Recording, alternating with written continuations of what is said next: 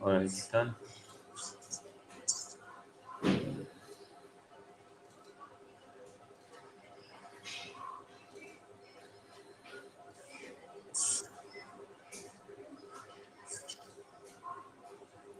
Okay.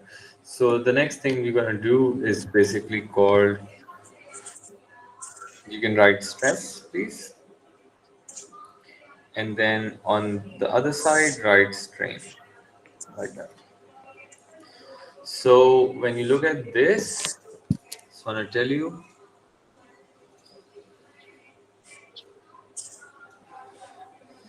that basically stress is defined as force per unit area, right? The symbol that we use for stress is like this, okay? And the SI units for stress are pascals, or you can also call it Newton per meter square. It's same as stress, same as pressure. So stress is given by force per unit area. Is it clear, kids?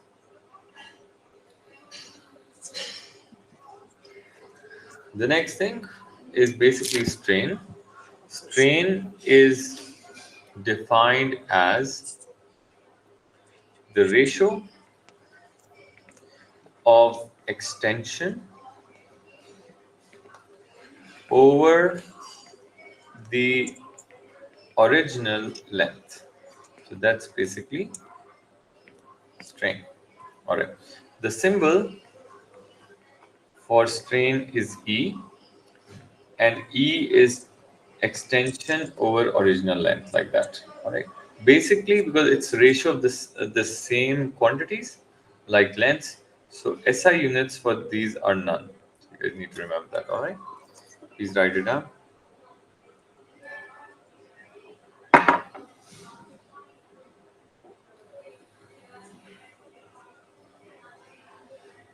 Now,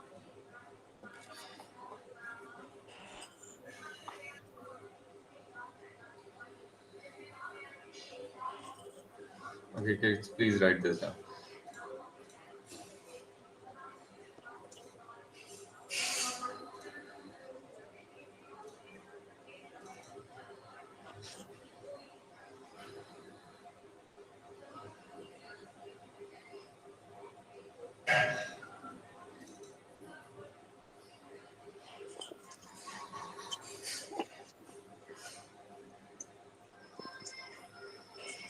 Okay.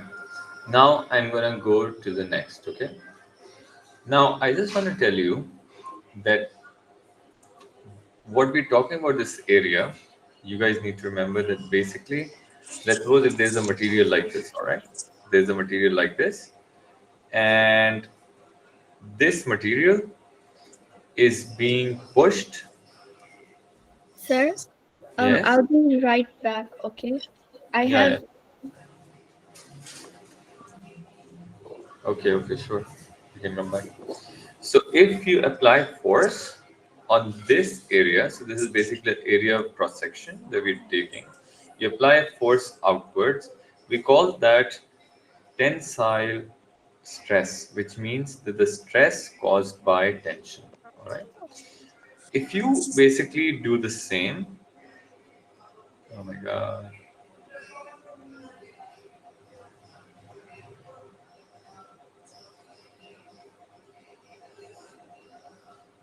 If you do the same, but you now apply a force inwards on this area, then we call this as compressive stress, which means it is a stress that is produced by a compression force on it. Is it clear?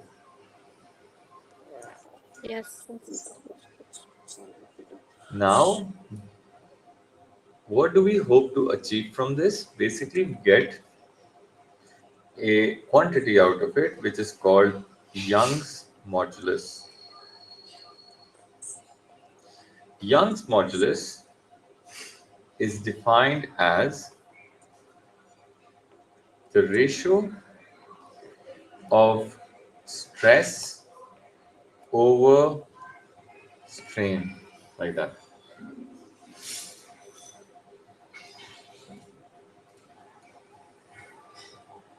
Now, Young modulus symbol is given by capital E, like that.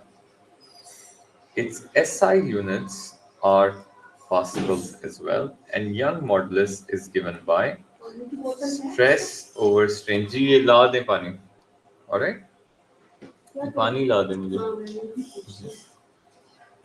Now you guys need to remember this is basically the main formula that sometimes we use, but more often what we do is we use an extended version of this. Let me tell you how that's done. All right. So extended version of this is like, since stress is given by force over area and strain is given by extension over L. So if you put it back inside this, Young's modulus can be given as force over area divided by extension over length. Do you guys get it? Yes. So what happens is L will multiply on top, A will come at bottom, so it will become F times L over A times X. Is it clear? So you can write it as FL, So your screen is stuck. FL over A. Is it stuck now? No, sir. Okay. Do you guys understand this? Yes. So I think this formula that you've just done, this is far more important than the other one, because most of the questions rely on this one. Okay?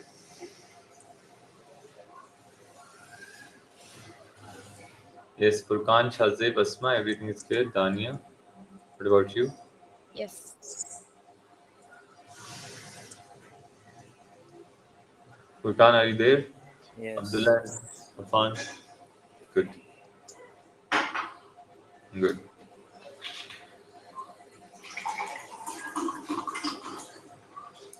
Now I just want to tell you one more thing before we dive further into it that I basically forgot. If you go back to the strain part, I just remember a very important part. Sometimes they also give you percentage strain. Percentage strain is nothing but X over L times 100%. So if they give you this, do not be alarmed. It's just because it's a ratio of the same quantity, so you can take percentages. So you can just add that point there so that you don't miss it later on. Okay.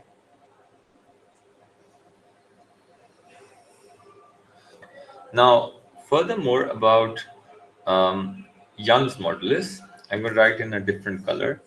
Remember, this is a unique value. It is a unique value of each material. Like copper would have a different value, iron would have different value, maybe glass would have different value. So it is unique to that, right? So it's a ratio of how much stress and how much chain extension something can show. Now, unfortunately, these values need to be remembered as well. Okay, so I'm gonna basically write some list, some common values of Young modulus. Now, why this is important? Because in estimation questions, they can directly or indirectly ask you this. So you guys, please remember this list. So we're gonna look at aluminum, and then we're gonna look at basically concrete. Sir, your screen is stuck. It's stuck. Why? Why is this happening actually? Wait, the correct internet. Okay, wait.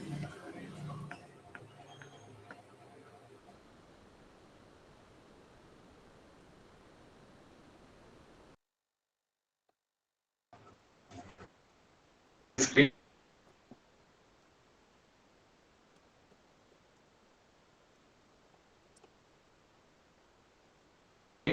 Iman? Aman, host sir,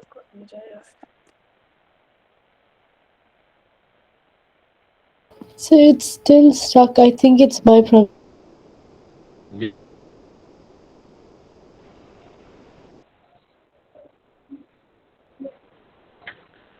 Is it the everybody else? So it's really bad now. Before it was fine.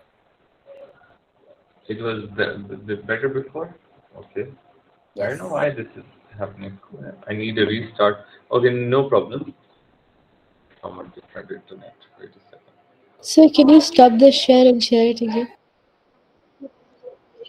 Yes, yes, wait a second. Let me change the internet first.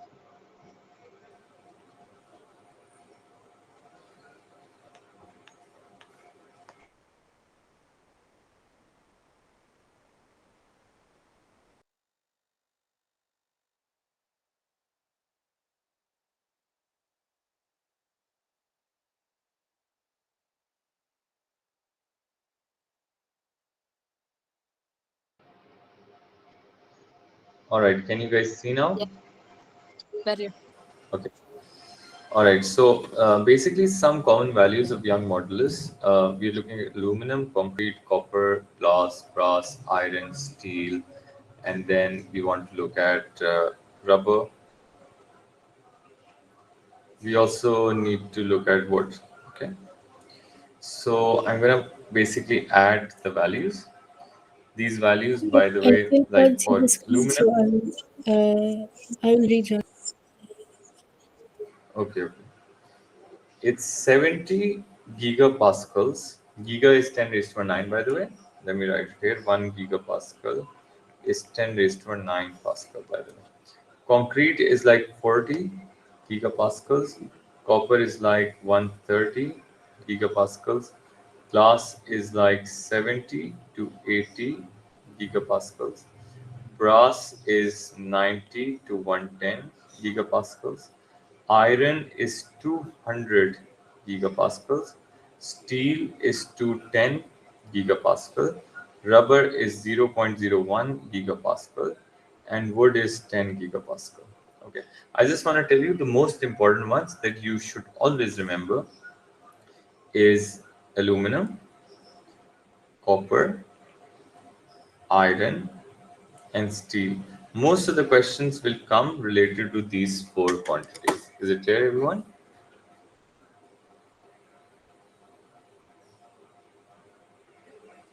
Please write this down.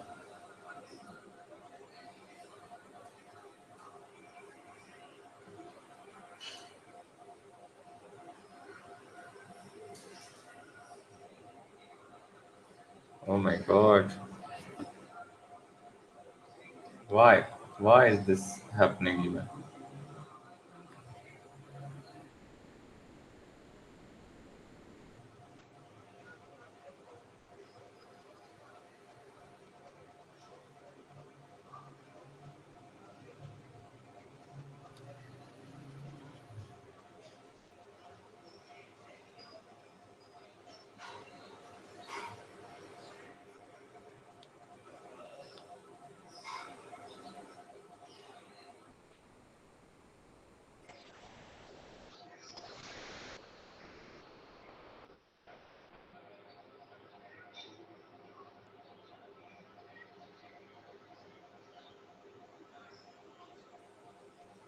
Okay. So you guys can see the screen. Is it okay, people? Yes. Fine. So please write this down. Let me reconnect the main internet. I don't know why this is happening. Wait a second, please.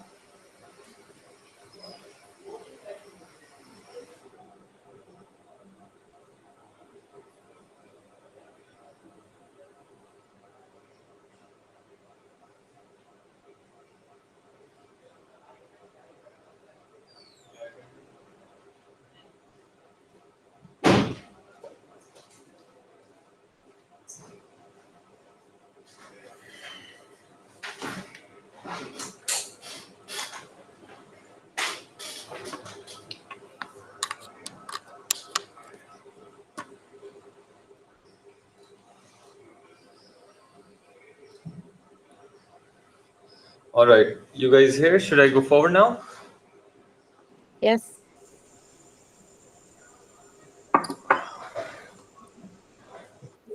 Okay.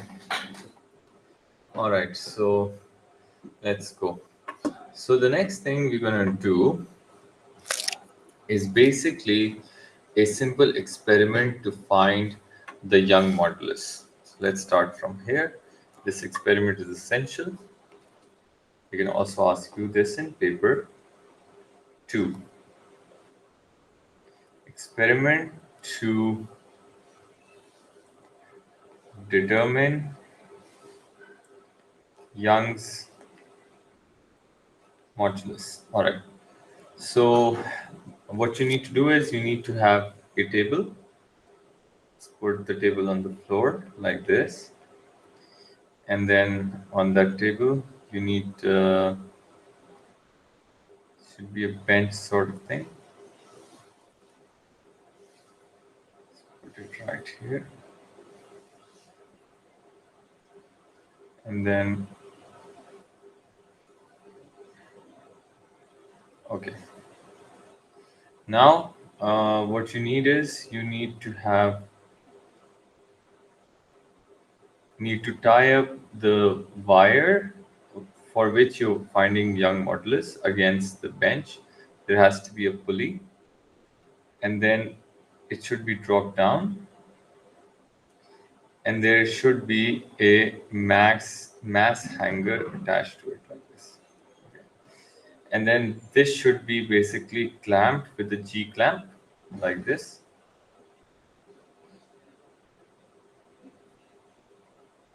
G clamp tightens the wire, and then you also wait. Let me move it a bit down. You also basically need a ruler. Let's put the ruler in a different color.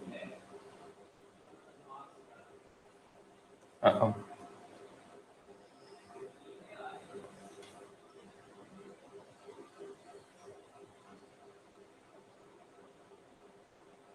Okay, so there has to be a ruler with calibrations on it. And then you need to place a tag. Tag is basically something that points where exactly was the length initially. So let me just label this now. This is the G clamp. This is the wire. This is mass hanger. This is the bench. This is the ruler that is fixed by the way. So let's write fixed ruler like this. All right, everyone. And this is the friction less pulley. Okay, kids. Yes. So now the list of apparatus that we need.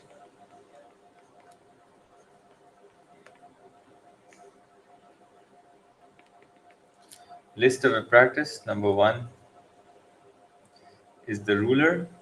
Number 2, you need micrometer screw gauge. I'm going to tell you exactly what we need this for. And then you need slotted masses. So you need ruler to find the change in length at each addition of load. All right. Then micrometer to find the diameter of wire, and slotted masses are needed to increment in load added to wire. Is it clear, everyone? Yes. Now the table that we need to draw for this would be consistent of serial number. Then we will be looking at mass in kilograms. Then we need weight, which is equal to mg. This will be in newtons. Then we have the diameter in meters. We will also find the area, then in meters square. And then we would want to find stress in pascals, which I need to move it even back here. And then finally, we want to find the strain.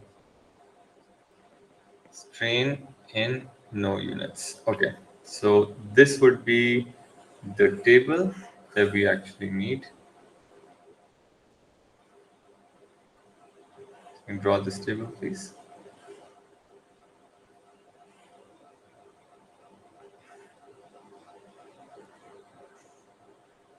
Like that.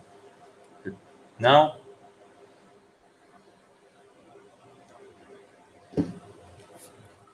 step by step, I'm going to explain how we're going to conduct this experiment. First of all, find find the original length L of the wire. All right.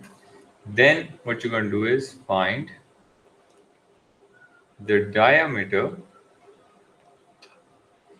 and use area equals to pi by 4 d square. Okay, diameter pi by 4 d square to find area. Now, where did this quantity come from, or this formula? Basically, area of a circular cross section is called pi r square, but we also know that radius is diameter by 2. So we're going to add this here. It will leave us with pi d by 2 whole square. So ultimately, our formula will become d square by 4. Do you guys get it? Yes. Anyway, then using stress equals to force over area for each increment in load, find stress. Then fourth point, using strain equals to change in length over original length for each change in length noted from ruler, find strain. Now I'm going to tell you how we're doing this. By the way, when you add some load here, like that,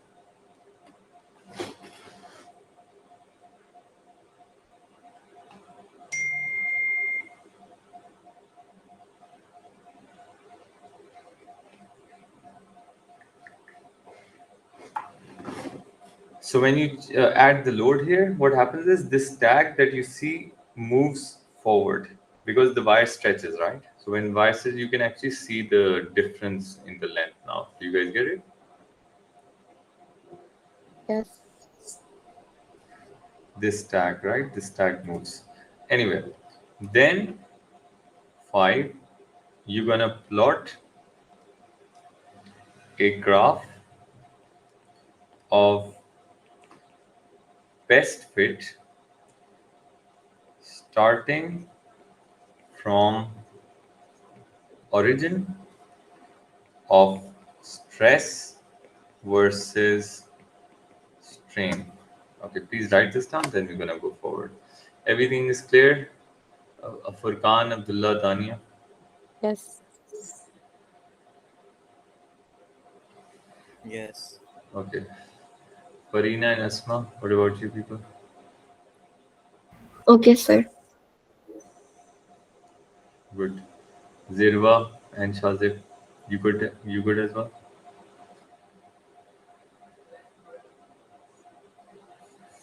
Good. Okay.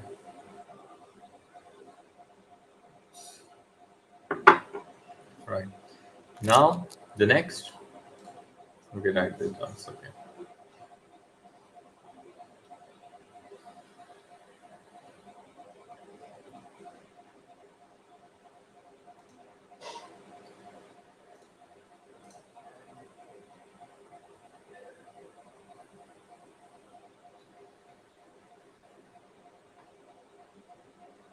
All right. So now when you draw the graph, basically the graph is going to look like stress on this side, pascals, and strain on this side.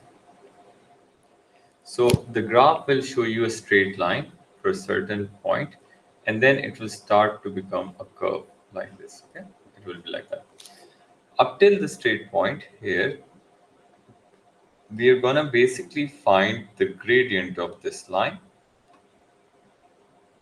So this will give us stress over strain. So the gradient of straight line is going to give us Young's modulus. Is it clear, everyone? Because it's stress over strain. Understood? Yes. Yeah, you can write this down, please.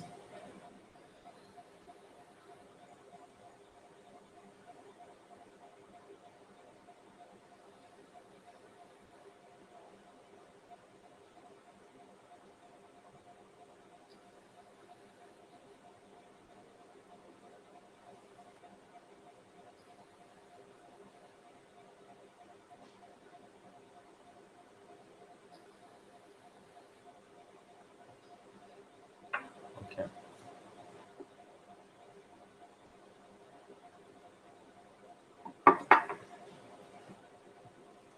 Now, generally, are you done? Should I go forward? Everybody's copied this? Yes. Now, I just want to tell you, generally, kids, that you have some features of this graph that we're going to discuss. Features of stress and strain graphs. So let's look at that. So let's make a bigger one.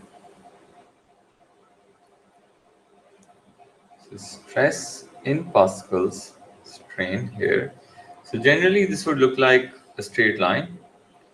It basically goes up and then it goes like that. Okay. All right. So I just want to tell you, okay, that when the graph is just straight up till this point I'm calling this P. I'm going to explain each and everything. Don't worry about that. Just after this, we have E.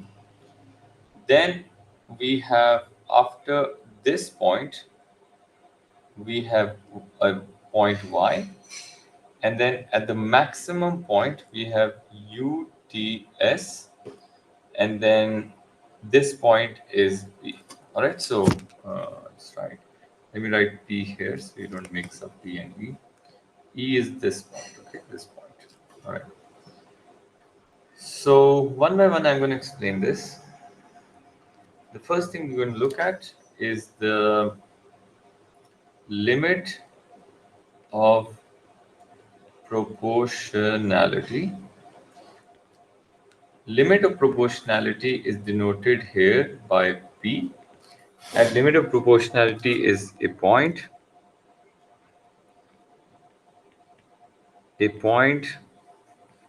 beyond which force and extension are not directly proportional.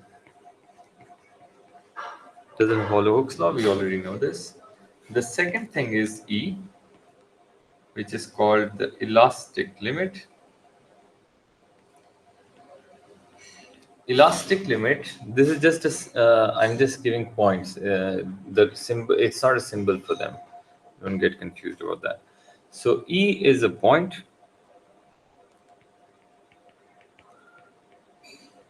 beyond which a material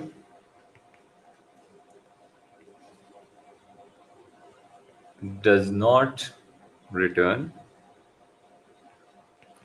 to its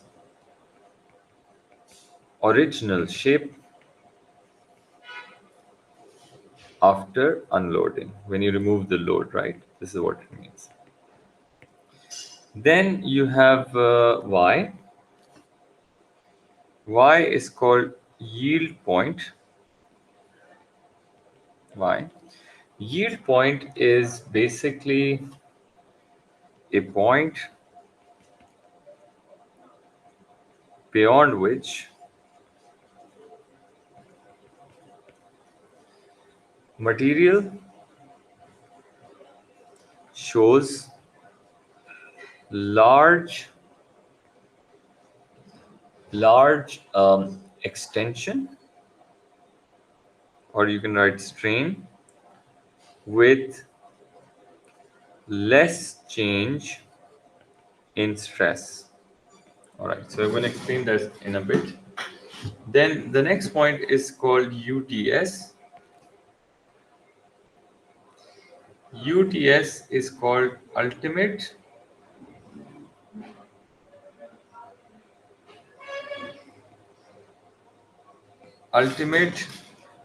tensile strength.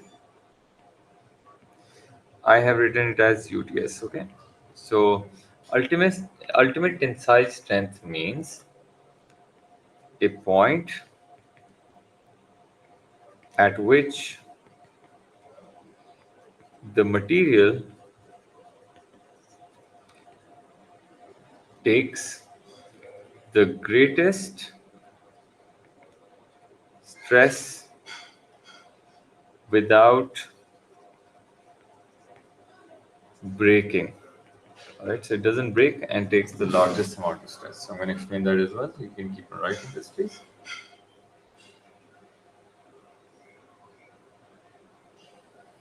Finally, we have point B, which is basically known as the breaking point. B. So breaking point is a point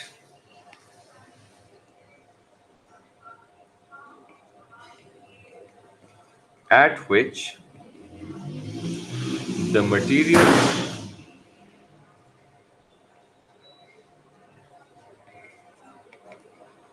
fractures, which means it basically goes into two halves like that. Please write this down.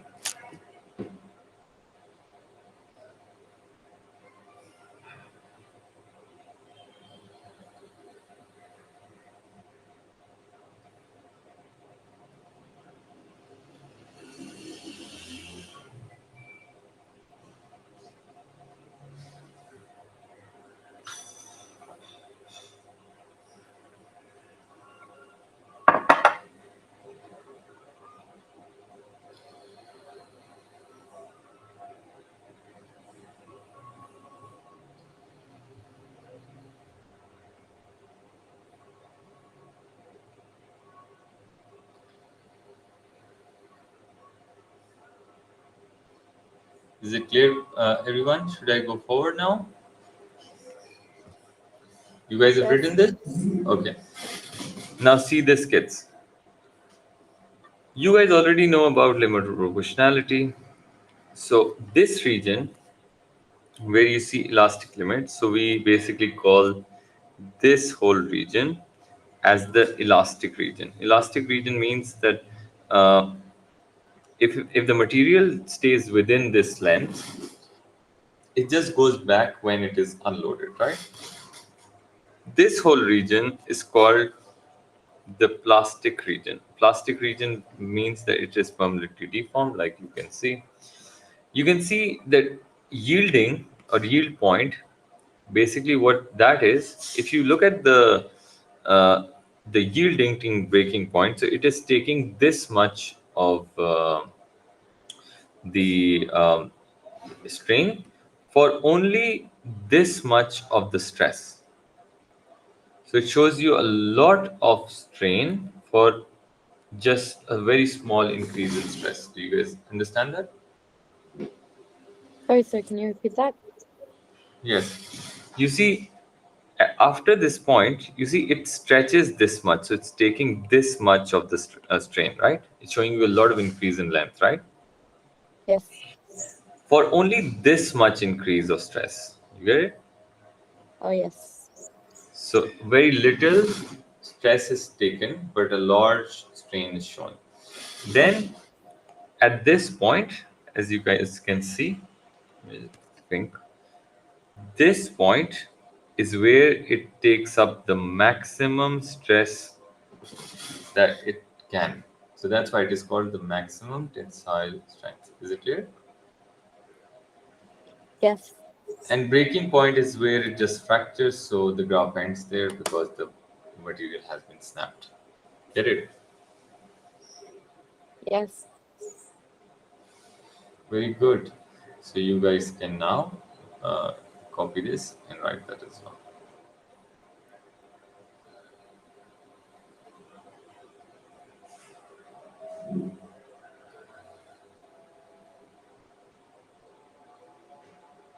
Okay. Now I just want to tell you people that on Saturday we have finished the questions from moments, right? So, and we have practiced the worksheet as well. So on Saturday, which is I think Saturday, if you don't mind, we can also do it in Friday morning if you want to take. I'm going to take a test by the way. On what chapter, sir? Moments. We haven't covered. We have covered dynamics, momentum. I want to take test on moments actually. Let me see actually. I don't remember. I don't remember which test I took last time. I took test on projectiles. We can do force pressure density. Yeah, I haven't taken the test from there, right? So Friday, 12 p.m. Pakistan time. That would be 10 for some people, 11 for some people. Is it okay? Or Saturday is fine. Okay. Saturday is Saturday, better. Saturday test on pressure and density. All right. Pressure density force. Okay. So that would be what Saturday that is. I need to see. That Saturday is on 30th September at 5 p.m. Pakistan time. All right. That would be okay with you, I guess. Or can I say 4 p.m.? 4 p.m. is okay. Then you guys can be free earlier. 4 p.m. Pakistan time. All right, so there will be a test. Make sure that you prepare for this for the next 4 days. All right, see you then. Have a nice day. Bye. Thank you.